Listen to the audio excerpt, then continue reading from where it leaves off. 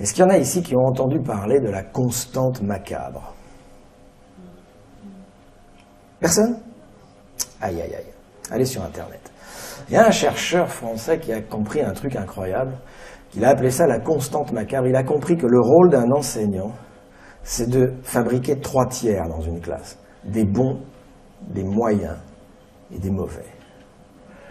Et que quels que soient les élèves qu'on lui donne, il va faire ça. Autrement dit, son rôle, c'est de fabriquer de la hiérarchie. Alors qu'il dit, et qu'on l'oblige à dire, que son rôle est de fabriquer de l'égalité. Et alors les savants américains c'est un pléonasme, hein, donc les sociologues ont fait une expérience incroyable. Ils ont donné à une maîtresse 30 surdoués, mais ils lui ont pas dit. 30 surdoués, vous savez, le genre de gosse, qui piche tout de suite, 20 sur 20, blablabla. Ils lui ont pas dit. Au bout d'1 an, elle avait un tiers de bons, un tiers qui avait 10, 11 sur 20, et un tiers qui se traînait à 2, 3 sur 20. La constante macabre. Un prof qui donnerait que des bonnes notes à ses élèves serait immédiatement considéré par ses collègues comme un mauvais prof. Par les parents, probablement, comme un mauvais prof, et peut-être même par les élèves, comme un mauvais prof. Un prof qui donnerait 18 sur 20, 15, d'accord, des bonnes notes, serait immédiatement... J'en ai qui sont venus me voir après le spectacle, en me disant, moi je donnais des bonnes notes, je me suis fait absolument flinguer, mes collègues m'ont dit, tu casses le métier. J'en ai aussi un qui est venu me voir, j'ouvre une parenthèse, c'est génial, il est gros comme ça, il a une barbe comme ça, et il m'a dit, moi je suis il est prof de philo dans un lycée technique, un truc comme ça, il a dit, moi, premier cours, premier jour, je dis, voilà, vous avez 15 ou 16, dites-moi, je note. C'est la note de l'année, 15 ou 16. Ah, il est en philo, hein, prof de philo. Alors les élèves disent, ouais, quoi, 15, 16, pourquoi 15 d'abord, pourquoi pas 17? Il dit, je sais pas.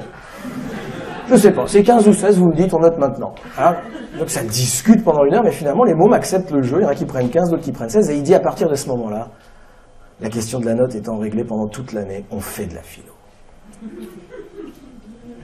Alors vous allez me dire, c'est pas possible ce que vous racontez, les profs sont pas tordus au point de... Mais non, ils sont pas tordus, pas du tout. Ils sont dans un système qui leur demande de faire ça, de fabriquer de la hiérarchie. Et pour ça, ils vont utiliser des méthodes d'évaluation, des exercices bourrés de pièges. C'est-à-dire que le système de l'évaluation individuelle en France, ça consiste à demander une question sur quelque chose qui n'a pas été vu exactement en cours, mais qu'on devrait être capable de déduire si on a compris ce qui a été vu en cours. C'est hyper vicieux. Je vous donne un exemple. C'est un exemple réel que j'ai vécu moi. Je le tire de l'épreuve du code de la route. Comme ça, on va fâcher personne. La leçon, c'était au volant, l'absorption d'alcool rétrécit le champ visuel. Répétez.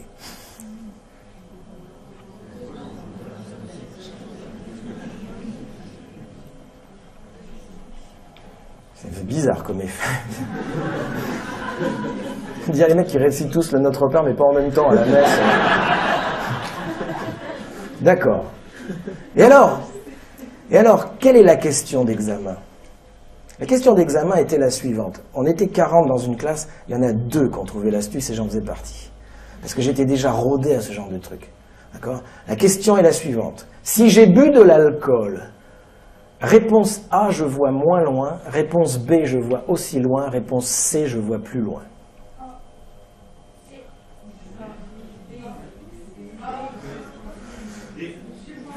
Qui aurait dit, si j'ai bu de l'alcool, je vois moins loin? Non mais d'accord, mais là parce que... Ah, merci. D'accord. Qui aurait dit, je vois aussi loin? Qui aurait dit, je vois plus loin? Il y a des spécialistes, il y a des trucs tordus, hein, c'est marrant parce que... Vous comprenez, ça marche comme ça l'école. Si la maîtresse vous dit l'alcool, l'absorption d'alcool rétrécit le champ visuel, et si elle vous demande, si le devoir c'est est-ce que l'alcool rétrécit le champ visuel, oui ou non, vous allez tous avoir une bonne réponse, puisque vous aurez été interrogé sur ce qui aura été vu en cours, et vous direz oui, L'alcool rétrécit le champ visuel. Alors que là, c'est pas la question. La question qui vous est posée vous demande d'interpréter cette première phrase. Et la bonne réponse est la réponse B. L'alcool rétrécit le champ visuel. Je vois moins large, mais je vois aussi loin, ça n'affecte pas ma distance. Deux qui ont su. Et tous les autres ont répondu d'une façon extrêmement logique.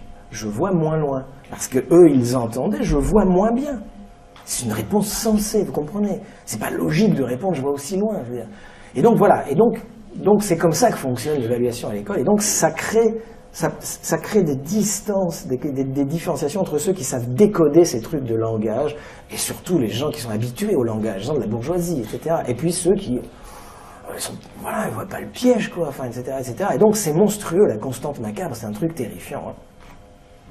Et donc voilà, donc moi je fais partie des gens, mais on n'est pas très nombreux en France, on pourra en discuter après si vous voulez, qui militent pour la suppression des notations individuelles. Il faut inventer d'autres formes d'évaluation, en évaluation collective, hein, le Pelletier de Saint-Fargeau, hein, c'est toute la classe qui progresse, on n'en a rien à foutre de savoir que Trucmuche, il va plus vite que machin chose, enfin, vraiment. Je veux dire, comme dit Albert Jacquard, laissons l'entreprise évaluer les gens, ça n'est pas à l'école de le faire, ok ?